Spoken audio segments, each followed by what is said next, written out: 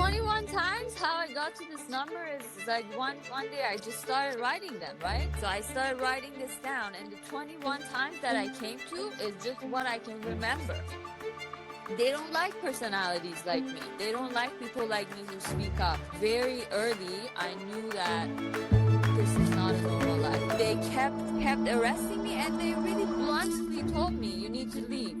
You need to leave or you will get killed. All of that pressure, all of that like arrests, all of that mullahs telling me you have to leave, I gave up. And at some point I was kind of defeated, right? I was kind of like, okay, I stopped fighting this like this oppressor, this regime. I went back home to visit my family 2 months ago, and they were trying to shoot me in the head. Hello and welcome to Andishe Conversations. I have Hey. Ghazaleh. Hi, Ghazaleh. Hi. I have Ghazaleh with me here. Ghazaleh grew up in Kish, Iran. She became known to authorities early. A straight A student who organized petitions, pushed back when others stayed quiet, and paid the price for it. She was arrested at least 21 times before leaving Iran. At 21, on a student visa to Canada. In Canada, she buried the past and focused on survival. It was through collage art that she began to process what she had lived through, building something whole out of fragments, much like her own story. She's now 28, is still creating, still fighting, and only recently beginning to fully reckon with everything she carried out of Iran. Ghazaleh, thank you so much for joining me today. Thank you. That was beautiful. Thanks. Thank you. Your story is beautiful. So, Ghazaleh, let's get started. Tell me about your childhood. Tell me, when did you realize you were different from the system in Iran? What system expected? I guess, first of all, when I was like 16, 17-ish, internet was a thing, like in the 2000s. So you could kind of see the lives of like other people in the world, first of all. So you could, like, I had a cousin in Canada, I could hear her stories. And then I'm living in a society where like, I could feel that life is really different very early, and I could also feel like I'm different from other people because I was always in a lot of trouble. I guess everywhere I went, it's a lot of trouble. Tell me about those troubles. You have been arrested 21 times. I want to go back to the first time. Mm-hmm. What was it about? What was it like? How did it feel? How old were you? So the first time, which was actually a really big deal to me, I talked about it on my Instagram before, on like other platforms. It was really damaging for me that first time specifically, even though it was not the worst time. Like, I've been beaten, I've been like threatened to be killed and like a lot of other stuff. But that first time specifically, I was at the mall with my mom. Just a normal teenager, being a teenager in Iran, I was wearing like pink clothing, like a pink, like what we call a manto, which is like a really long shirt Yes. that covers like most of your body, like to your knee almost. So I'm wearing like a long sleeve shirt to my knees. It's pink. I'm a normal teenager. It's a little tighter, kind of like this, but like pink. And I'm wearing a pair of jeans that is zapped. It's kind of like ripped, like that ripped style jeans. You still can't see my knees. You can't really see my skin. It's just that style of like being ripped. So I'm with my mom. I'm like texting, just like minding my own business. She went to a store. I'm standing outside the store on my phone. All of a sudden, these two men are by my side, and they're cops, what we call a morality police or gash shot. These two men were standing right beside me, and they were like, "Let's go." you're coming with us." And I was like, "Why? What do you mean?" They were like, "Your jeans are ripped. We can see it's like against the law. It's illegal." So with no further explanation, the two ladies came with the chador, with the hijab, and they grabbed my arms. They lifted me. I'm 16 at this point. They lifted me, literally, and they took me to the van. And I'm sure like all of Iranian girls have bad memories from those vans. They're really not famous for like there's a lot of footage, there's a lot of videos, pictures that the cops are beating girls down in Iran and throwing them in these vans. So same story for me. They threw me in the van and I'm like trying to fight. I'm trying to like call my mom. I'm like, please tell my mom she's there, she's there. And the next thing you know, they close the van door and I'm hearing this like really loud, like my mom was tapping on the van's like window glass with her fingers and I could hear her nail tapping the window of the van because she was really trying to get to me and they just started driving. So my mom came for me. She was like, "Don't take her. Like I want to see her." And they just like drove away.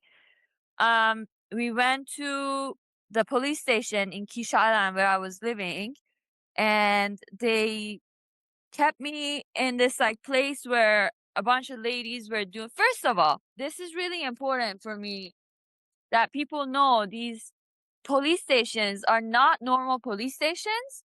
Like they're made for creating horror. They are made for like different purposes, like intelligence stuff, like military stuff. Like I don't know what the hell it is, but like you enter this specific one, which is there's two or three in Quiche. This one is in the Araba Safin neighborhood, and when you enter, there's like tunnels of doors. Like they created it in a way to scare the people they bring there. So it's like the next door opens and like the roof becomes shorter and you have to kind of like bend and go into this tunnel and then the next door opens and then the next door opens. Like about like 7 doors, I think we went into. I was following this like chadori woman in these tunnels. Um and then we got to this room that these Chadori women are, Chador just means hijab. So they're just sitting there doing this like paperwork for taking me in. And they make sure they take their time with it because it's mental like Culture. torture for you, right? You're just sitting there, you don't know what is happening, and they take their time, they make sure you feel confused and scared. You keep asking questions. Are you gonna give me my phone? They're like, they don't answer you. Please, like, give me my phone. I need to tell my mom she's worried about me. They laugh together. Like, it's just like mentally, they're trained to do this stuff. Like, it's really not normal. Like, it's not something you see if you get arrested in a different country. It's just really a game. And yeah, so I was sitting there and they just started laughing at me and they made sure they bother me, made sure I'm scared, and then I started asking questions. I was like, "What are you guys gonna do to me? Like what time is it? Please give me." And I started getting a little angry, and all of a sudden they were like, "Why is your hair so curly? What have you put in it?" Because I had really big like curly hair. I'm gonna send you the picture after. And then they were like, "Yeah, what have you put on your hair? We need to wash it." So they grabbed my head, they put my head in this like sink, they wash my hair. I'm 16. They wash my hair and my hair just stays the same, like curly. And they were like, "Oh, moai khodeshe," which means like that's her own hair. They put some flip-flops in front of me. I wore the sandals. They were like, "Now you go here." They put me in a cell, in a really dark cell with this woman who was a meth addict. And she was like walking on her hands in the cell and throwing up for like a few hours that I was there. Like it was just like a horror movie for a kid to be in a dark cell. I mean, like if you did this to your hand, like you couldn't see your hand. Like that's how dark this cell was. Um, and I'm just sitting there frightened like all night. I think they kept me, and the thing is, later I realized my mom was there at the door 10 minutes after they arrested me. But obviously, they didn't let her come in to get you. They're bothering her as they're bothering you inside.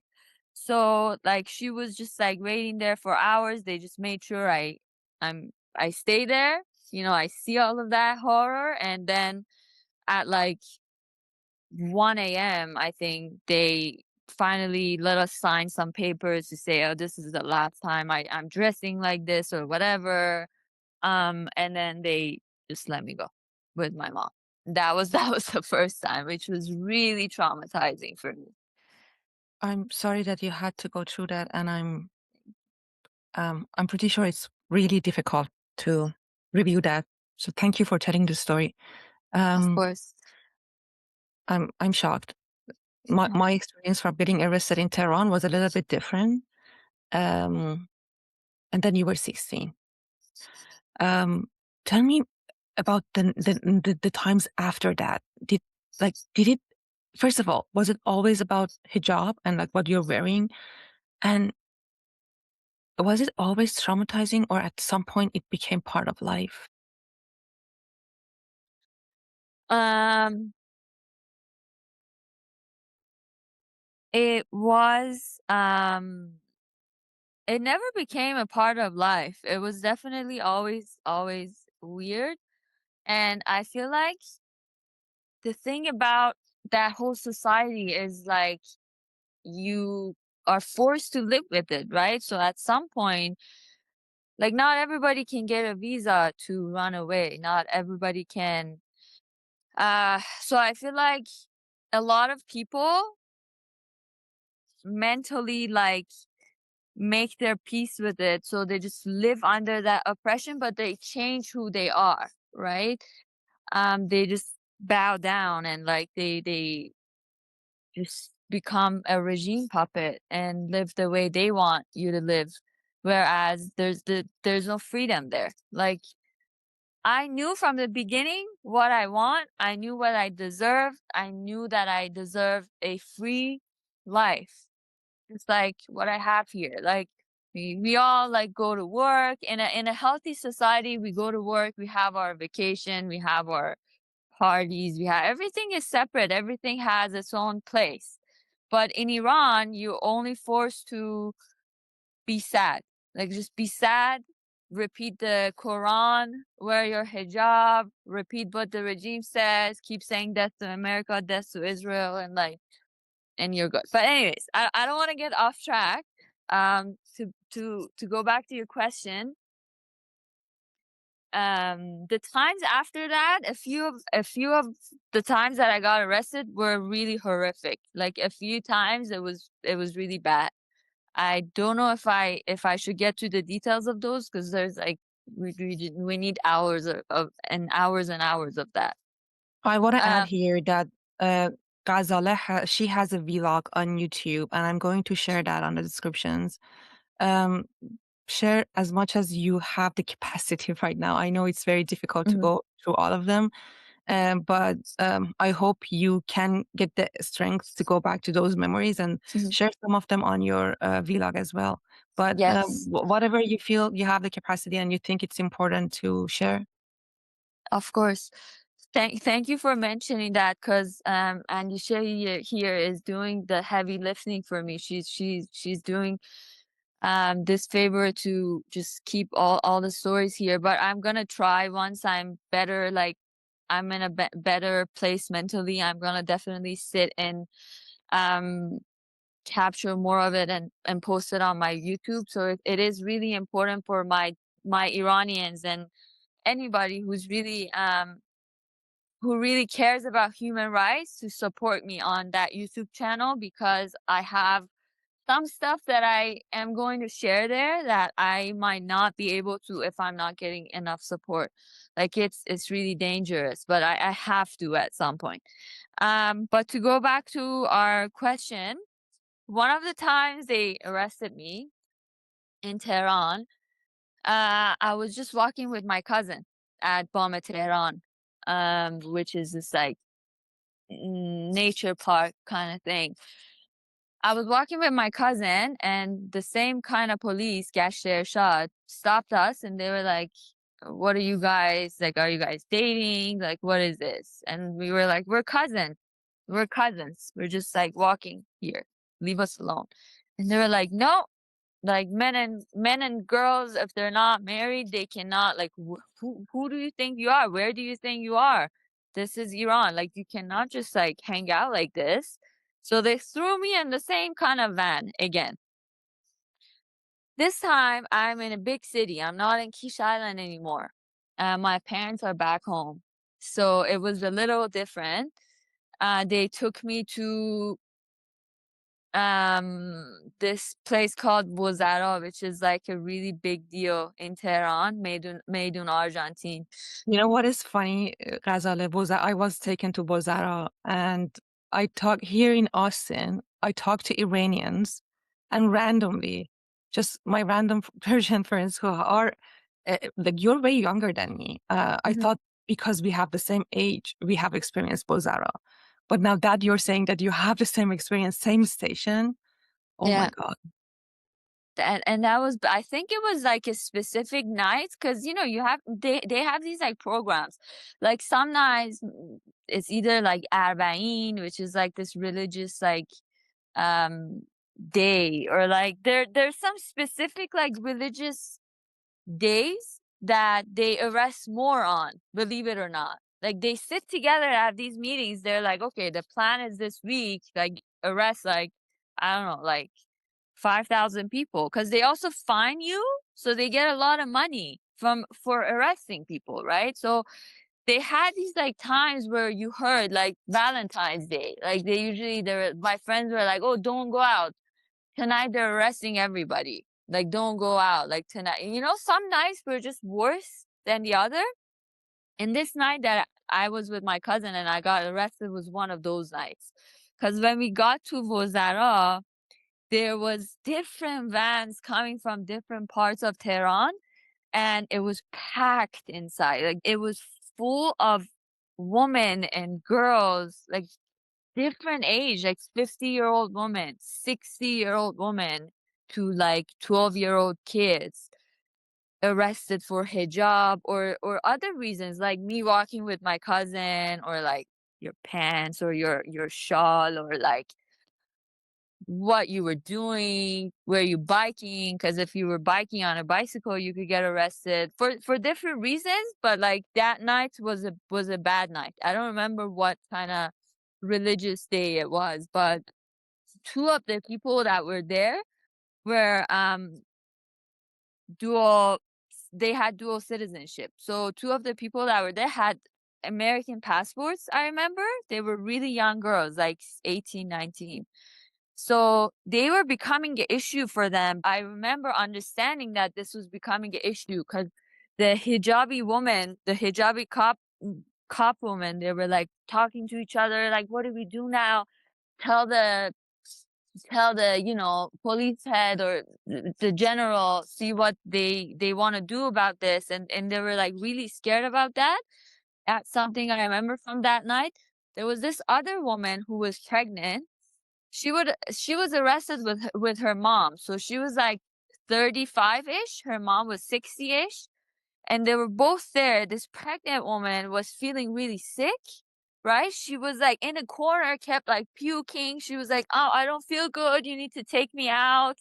And her poor mom was just there like crying um for her baby. And when Masa Amini happened, I kept going back to these stories. I was like, oh my God, like all of those nights that I witnessed, any of us could have died, because that's how Masa Amini died, in the custody of one of those police facilities. So that pregnant woman could have died with her baby. Or like a lot of other things could happen, because it was a really confined space. there was a lot of us. Like, it was hard to breathe, it was hard to sit, like, we were all sitting on the ceramic floor, like, really cold floor, and that is when they beat me, in my back. Cause at some point that night, so this is how it works. When they get you, usually your parents come and do the signing and whatever, and after 8 hours of waiting, they can finally take you home. But, that night, my parents were in Quiche, so there was nobody to come take me out, right? So I kept going to these women.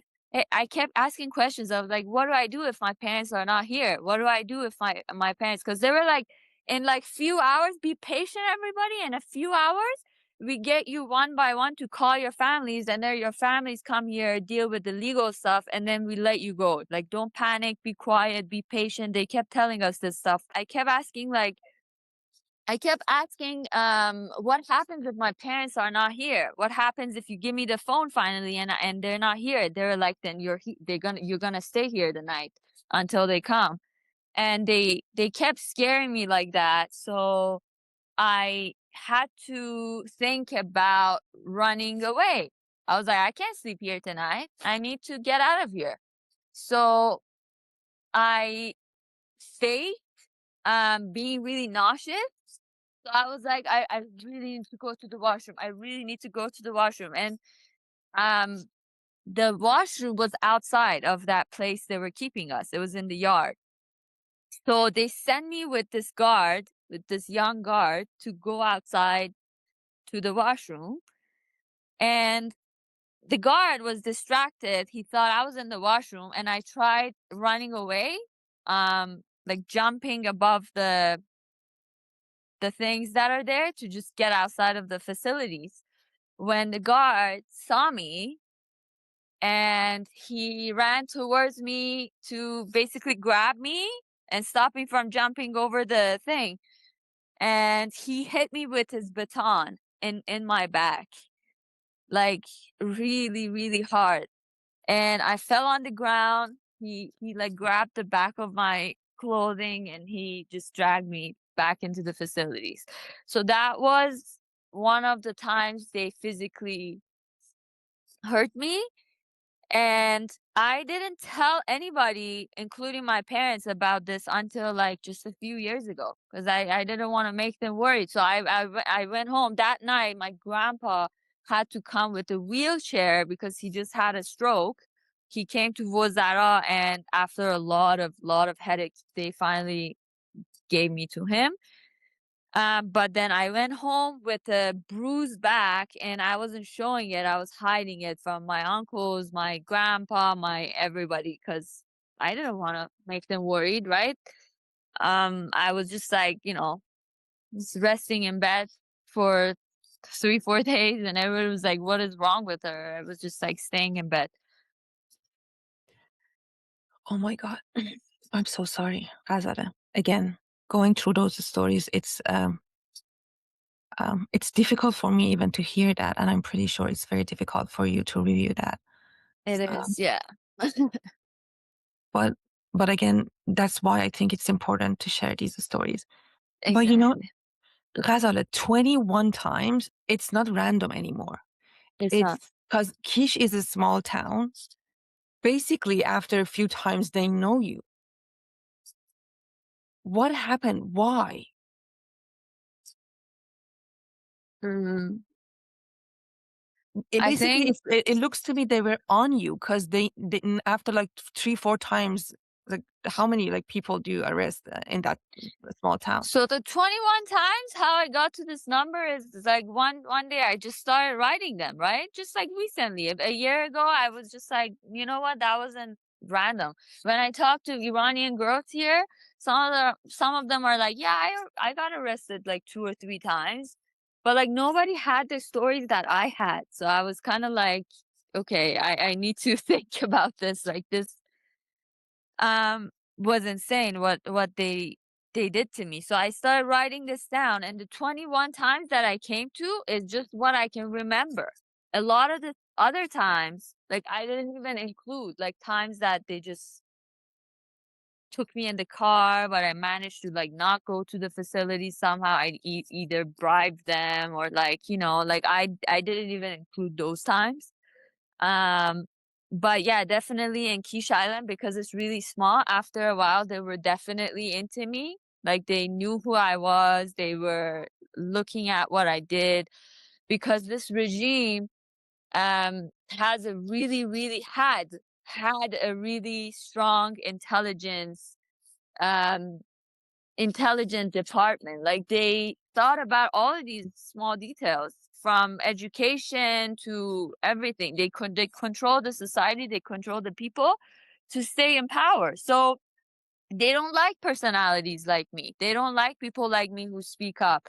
They don't like people who make change, who know their rights. And I knew very early, I knew that this is not a normal life. This is we're not free. We need freedom. I knew that very early, and I always stood up for myself, even in school. So teachers could see that. Um, like the community could see that, and slowly, everybody was kind of on me. Like the parents of other kids, you know. Um, so yeah, I guess I was known after a while for sure. And I would say this could have stopped um, a lot of people.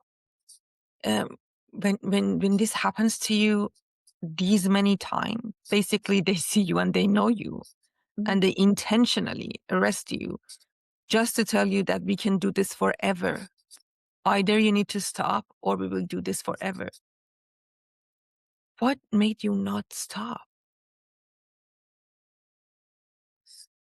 What Uh, what give you that strength to fight with them this much, you know? feel like I really knew what I wanted. Like I knew the type of life that we deserve. Like they gave me this like when we went to school, when we were in high school, there's this kind of hijab magna, right? So we all had to wear it to go to school. But I never even wore that thing like one single day from morning to when we had to go home. Like I never could do that because I was like, no, we're humans. We didn't come to this life to put this fucking thing on our heads if we don't want to.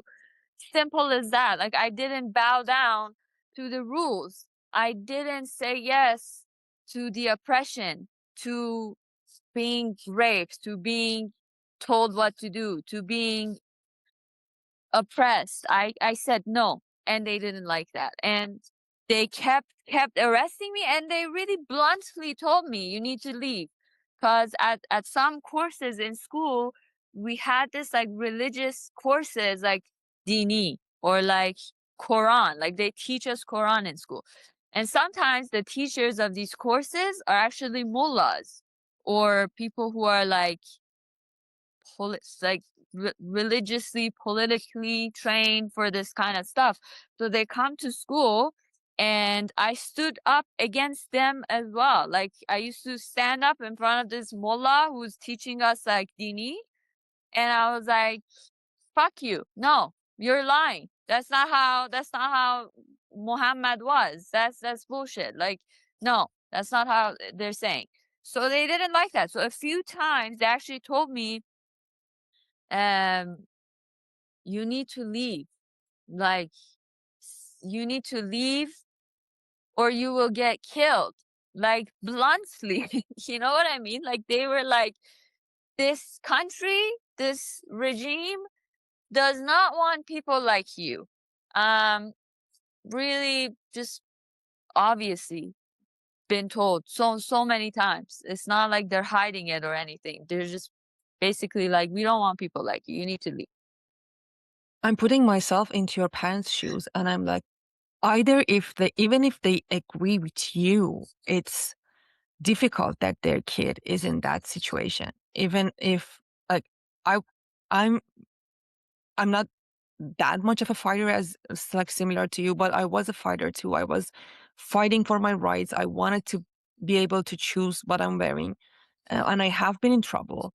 But um, what was your parents' reaction to this? Like normally parents would be just stop it. I know you're right, but they don't want to see their kids in danger of their life. What was their reaction to all like being authorities all the time? You have to call them, right? It's like, oh, Ghazaleh got arrested again.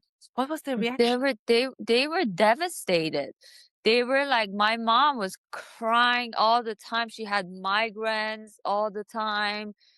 Um, and at some point, when they arrested me so many times in Kish Island, like there was a time where like whenever I didn't pick up my phone, my mom immediately thought that I was arrested. So she would go to the police stations. So she had this fear that every time she called my phone and I didn't pick up, she would go to the police station. And that was being a toll on me mentally too, to see my parents like that, you know? So I kind of after a few years, like between 16 to 21, I was getting arrested a lot, right? 18 to 21, I was in university. And towards 19, 20, I was kind of like, you know what? They're right. I need to go. Like, I just need to fuck this society. I need to go. I don't deserve this kind of life because that much arrest, like that much um trouble and getting arrested, it labels It's you. harassment. It's just It like it's like basic harassment. like I felt like I was a really bad person. You know what I mean? Like You when I was identified yourself as what they want you to, like they wanted you yeah, to identify yourself as a bad person. And exactly. So like all the crimes that I got arrested for are not crimes anywhere in the world but Iran and Afghanistan, right? So like I kept getting arrested and to some point my mom and my dad were like, "Oh, don't go here, don't go there. Be careful, دخترم." Like they were always crying. My friends' parents were like, "This girl is trouble, like don't hang out with her," right? So like I felt like I was labeled by the society, by the school, by the teachers that I'm this like really bad person. Um and for years, I had that label with me. Um, so when I came here, everything really changed, right? I realized how I'm never arrested. I'm a normal citizen contributing to the society. You know, I work, I pay my taxes, I do all the good things. I help other people, but I had this really bad reflection from myself in my head when I was in Iran. And towards the end, when I was like 20-ish, I was like, okay, you know what? You want me to just go? Okay, I go. I I go. want to emphasize here, Ghazaleh, you say you want me to go and I go. It takes a lot of effort because you went through a student visa. You are a really good student. You are like, you have to be a really good student. You have to be really top in what you are to be able to immigrate. Unless you have so much money and you can, invest in something. So as Ghazaleh here is explaining, it's like in such an, because I have done the process. It's not easy at all. Um, Not the process, even the process of application is difficult. Like, so just you telling me that you did this, I know how how good a student you are. You have to be a good student, Mhm. and how much effort did you put in this just to be able to go? And after you got there, you were alone, like, right? You were Mm. 21-year-old girl by yourself in a Yeah. country completely opposite of in the earth, opposite of your own country in many different ways. And how long did you like? I know you're married now, but you were alone when you got there, right? Yeah. I was alone. And yeah, I make it sound simple. I'm like, okay, I just left, but it was definitely not simple. It was a process of disconnecting. Like after I was 20, the last year of university, I fully disconnected myself from Iran. I wasn't dating anyone. Everybody who wanted to date me, I kept thinking like, oh, if I start seeing this person, my heart remains here, then I can't leave. So I stopped seeing people like a few years before immigration. And I was just like on pending status. Like the last 2 years of university, I was just like, I need to get out of here. All I was doing is studying English. I didn't have a social life. I was just sitting at home studying English, um, applying to different colleges and universities and stuff. Um, but then the last year of university, the uprisings of 2018-19 happened. Um, yeah, so I technically, for someone with my path in Iran, I should have been the ones who went out during that uprising, and I should have been the people who got killed because obviously I have a lot of anger from them. So, what made me not go out and leave the country instead? I'll tell you what, all of that pressure, all of that like arrests, all of that mullahs telling me you have to leave. I gave up. And at some point I was kind of defeated, right? I was kind of like, okay, I stopped fighting this up like this oppressor, this regime. I stopped fighting. I go somewhere where it's a free country. I live there. Um I got defeated, but they never leave you alone. No matter where you go, right? Some people are in Iran right now, some young people are really dwelling between staying or leaving, especially now, right? I want to tell something to them. It's not about leaving. Like, they never, at some point in your life, yes, if you leave to a better country, you have a better life, you have like the basic necessities, like I'm on vacation now, like I have a good salary, life is better, like, but it's never over, that fight. Like, we need to make sure our next generations don't go through this, for our next generations, because look at me, I'm here, I'm leaving the freaking mullahs and the sepai guys and the basiji guys who beat me up alone. I don't care about them anymore. But I went back home to visit my family 2 months ago, and they were trying to shoot me in the head, right? So it's like at some point you either have to, I don't know, renew your passport and you see these guys. You have to, your parents die and you have to go back home to visit their grave, and like something happens in life that they still put like obstacles in your way. Like, it's like we're kind of like, you know what, guys? Bless you. Thank We just wanna, we don't want much. We just want a basic, simple, free life. We don't want much. But they don't let us have that. They don't let us live. They try anything that's in your mind to still be an obstacle in your way. No matter where you are, as long as you're Iranian, unfortunately, it Ghazala, follows you. that you mentioned your trip to Iran. Uh, I think it was 4 months ago, though. Ghazala, Yeah. like time. So you were there when the uprising, the January uprising happened, the massacre in Iran. You were in Kish. Mhm. Can you tell me briefly what you saw? Whew. That's just another like 2 hours if I want to really describe it.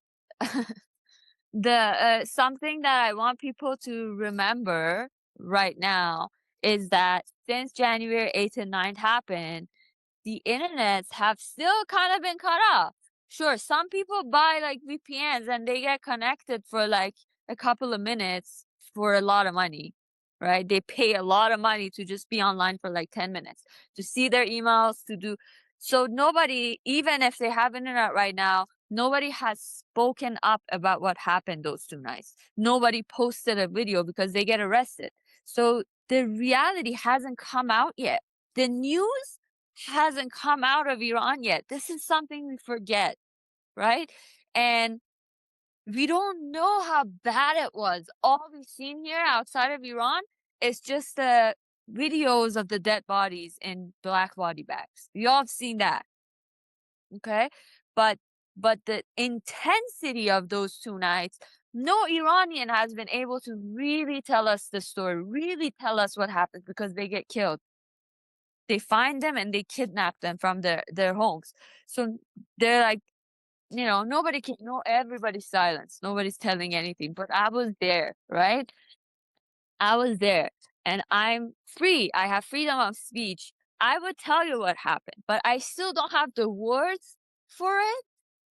And that's the reason that I couldn't put the videos on my fucking YouTube yet. Like I I recorded a lot of those 2 nights. Like I have footage, I have crazy footage that if I put on the internet, people are gonna freak out, right? Snipers above the police stations shooting at like civilians. Like I have footage of that. But why can't I put it? Before I went to Iran in January, if you go on my YouTube channel, every Tuesday I uploaded a vlog. Just because I like doing that. Like in Canada, I'm going out, I'm recording everything, I'm posting vlogs. When I traveled to Iran to see my parents this January 2026, I was still vlogging. I was still like, oh, I'm having tea with my cousin. Oh, this is like my old grandma house. I was still vlogging everything. Things were good for the first few weeks. And then when the January 8th and 9th happened, I was still vlogging. And I have a lot of video. You could feel those 2 nights, the intensity of it, the chaos of it, right? Um, I was on the streets, so I saw a lot of things for the first and second night. And when I came out of Iran, I kept thinking it's my duty now to sit there, talk about those nights, edit those videos, but I can't because first of all, when I see that footage, it's so traumatic. It's like seeing my own trauma over and over again visually. So I can't edit it. I can't talk about it. I can give you some hints. I can tell you a No, little bit. actually, I want to leave that to the time that you're ready and it's, I believe when it's time, it's time. And you're on vacation, Azale, and I don't want to put you in that situation, to be honest. Already you have been through so much. You know what? I want to change the subject to your collage art because those were so beautiful. Thank you. Tell me about that. I want to talk about that before we end it, so you can regulate a little talking about art, and you can go to your vacation mood. Tell me about those. How did you come up with that solution? They are so beautiful. Thank you. Yes, I'm so proud of those little collage arts that I make. Or it's better to say I used to make because I've been kind of like, since I came back from January and 8th and 9th, I couldn't create anything. Maybe this is a But hint. I want to push you to do it again. maybe, I hope so. Yeah. So when I moved to Canada in 2019 for the first time, obviously I'm coming from a background with all of those troubles that I had in Iran. So I wanted to cope. I wanted to start a new life here.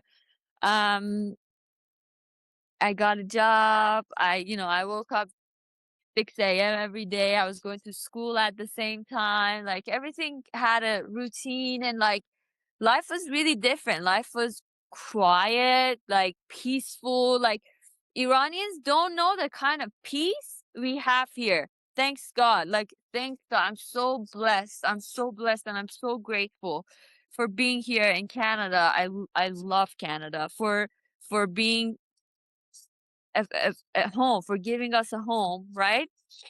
And um yeah, so when I first was here for the first couple of years, I was going crazy with how peaceful things were, to be honest. Like sure, the first 3 years I had a lot of obstacles, I had a lot of troubles as a new immigrant, like a lot. Like I couldn't even like right now when I go to different therapists, when I tell them my story, the first like 3 sessions, the therapists are crying for me for the life I've had. You And this is just not, because you just said life was peaceful, and you told me that I would wake up at 6 a.m. and I was studying and working, and I know how hard it is to study and work at the same time, and yeah, many students know that. And yeah. you make that sound so good because you appreciate that, because you don't take a normal life for granted. Having a And I normal wasn't, life. I had a really good life in Iran, but not having freedom, not being that limited, you don't really know what you're missing until you live in freedom. You don't know the difference, right? Until you live in the freedom. And when I started living in Canada, the first couple of years, به قول خودم داغ بودم. اصلا نمی‌فهمیدم. Like I was just like, I didn't know what was going on. I was just getting used to the routine. Like I wasn't really grasping it. After like 2, 3 years, I was like, wow, like life is really simple. Like what? Like you plan ahead, like your next year's like vacation, like what, And I was so peaceful that I started just like making art on my phone. Just like, when I'm sitting on the couch, I started just mixing like different objects together and it came out this like nice little poster thingy that I call digital collage, if you will. And I started making a lot of them and I started noticing a pattern that is really related to my story. I kept seeing that feeling of like freedom, the coming out of oppression. Like there's one that I have like wings. I sent Oh it to my you. God, that one is so powerful, Ghazaleh. That one, even just remembering the photo, it makes me, I don't know, I can feel it in my body. That one is so powerful. And it's crazy because I don't know what I'm creating when I'm creating it. Like I didn't think like, oh, I'm like free now. I don't think about those It comes concepts. from It's your kind of, body, right? it's like a zen. Like I'm just like going on this like application, playing with different stickers and what the flow takes me, right? And then when it comes together as a whole picture, I'm like, wow, that's what I guess what I feel deep inside in my subconscious. Like I don't know what is coming out until it comes out. And the other one I made after witnessing January 8th and 9th, um the one that there's flowers coming out the wounds of Oh my the God. the That one, pellet guns on a yeah. 13-year-old. Oh my God. That one is, I can, again, I don't have words to describe it. It's just, you made it with your soul, and I felt it with my soul, Ghazaleh. And you know how that one was created? It's a sad story actually. So when I came out of Iran with a lot of trouble after January 8th and 9th when the flights were canceled, I finally managed to get out of Iran. Um, but like I just noticed there's a lot of other people sitting on their balconies and I'm yelling about this stuff. But but when I finally got out, I'm still really traumatized about back home. The internet is still cut off back home. So I can't talk to my friends who were on the street with me like a couple of days ago. I still haven't arrived in Canada, where is my home. So I was kind of in between getting to Canada and a third country. I was like stuck there for 2 months after leaving Iran for a whole other story. Um, yeah, so I was like stuck there, and while I was stuck there, I was trying to post videos and photos and talk about what I saw inside Iran, but I was still really like not in a good place to talk. So all I was doing was I was like thinking about the pain of the wounds and the burn sensation. Like I was feeling it in my body. I was thinking about the pain that 13-year-old has had because when I was there on January 8th and 9th, some of my friends were shot. So there was this night on the 19th. On January 9th, which is day, Newsday Day, it was late night. My phone rang, and one of my friends was looking for a doctor to go to their building because someone was shot. So, like, a lot of those nights, a lot of, like, nurses and, like, doctors were, like, low key going here and there to helping people. Um, so, yeah, when I created that piece, I was really, really thinking about the amount of people who went through that pain. Like, imagine like a pants going in, taking out the bullet, and you're only 13, and there's like so many of them on your legs, right? And I was just thinking about that. And I started just like one by one, like picking flowers and like putting on that and just thinking like how innocent that little girl is, right? How, like, innocent.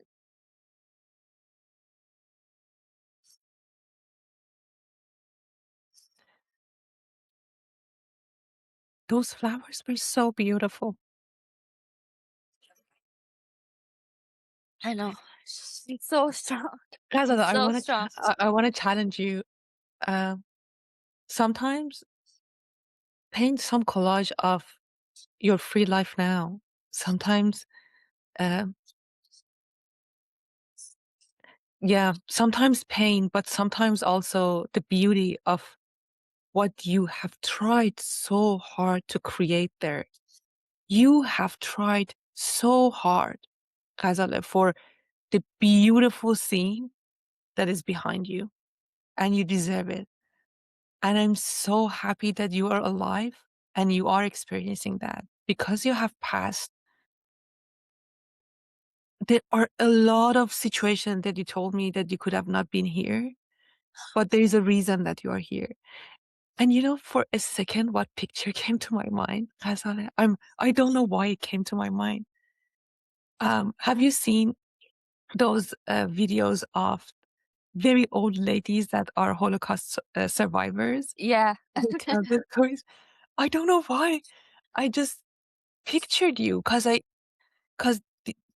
you have experienced so much pain and suffering, and I you're know. here, and I just pictured you as a very old lady that are getting interviewed and telling people what happened, and you are there for this mission. You are here for this mission, and you have I done it. believe so. I really believe so. That, and honestly, the whole reason I'm here today, that I'm talking, is because when I was coming out of Iran, I really felt that urgency. If I didn't take a trip to go to Iran and see January 8th and 9th, I was in Canada before that. I didn't know what people are going through because we've been there. Like, think about it. Like, I was there like 10 years ago. I was living there like almost 10 years ago. We forget. And things have changed. Like, I'm sure like someone who hasn't seen Iran in the past year doesn't know the how bad it is. Like, people cannot eat. Like, there was this thing this time I saw in Iran. Like, I was at my friend's, there was this, like, expired ketchup in her fridge, and I was like, "Oh, this is expired, throw it out." And she was like, "Oh, it's good, like, ketchup doesn't go bad." And, like, she started, like, using that, like, expired ketchup, and I started, like, noticing that, like, it's really expensive for them. Like, that's how it is now. It's not like us, like, it's not like we just buy things and, like, we throw it out if it goes bad. Like, they're struggling, and I didn't know how bad it was, and I'm just here today to just be a reminder, as someone who just visited there recently and saw all of that madness. I wanna be a reminder that people are not good, like, people are really not doing good. It's not like the regime has killed like 40,000. They killed 90 million. Like, everybody who's there right now is really dead inside or like really depressed. And we need to help them. Like, we really need to, the least we can do is raise awareness about this stuff. The least. Thank you so much, Ghazaleh. Thank you so Of much for course. in the Thank middle of you. your vacation. You had to go through some trauma. I hope that, just not going out and getting I being know. in nature, change your mood, but I truly appreciate taking the Good time.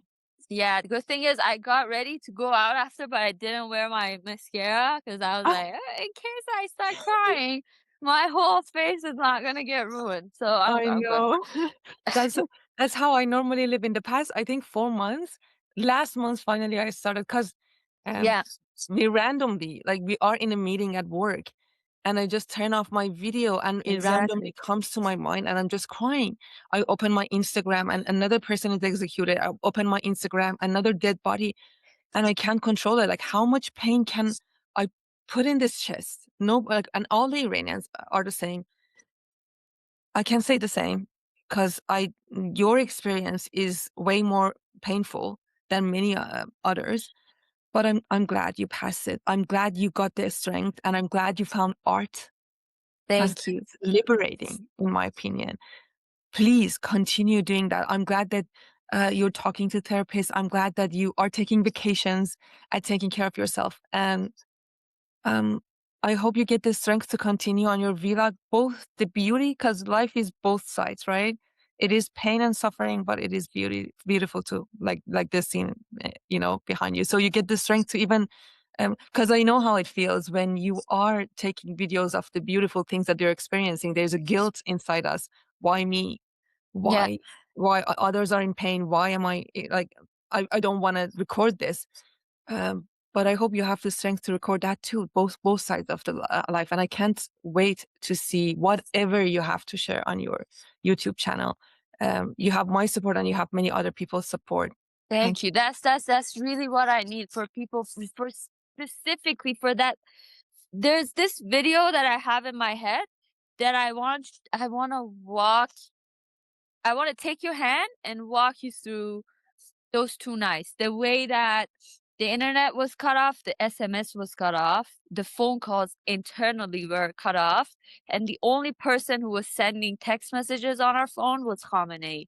So, like, every 20 minutes, you would get this ding on your phone, but you didn't wanna check because you knew it was Khamenei, the big dictator, because he was the only one that could text you. Like, how crazy is that? He stopped the text messages in the whole country.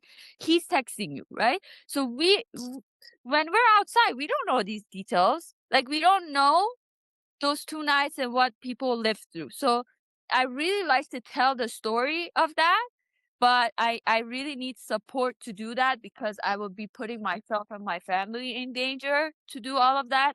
So I really need people's support to share the story and share the story of my people and be the voice of my friends. Thank you, Andisha, for doing this again. thank you, Ghazaleh. You Thank did you. a hard job. I was just here listening to your beautiful soul. That was all. Thank you. Thank you.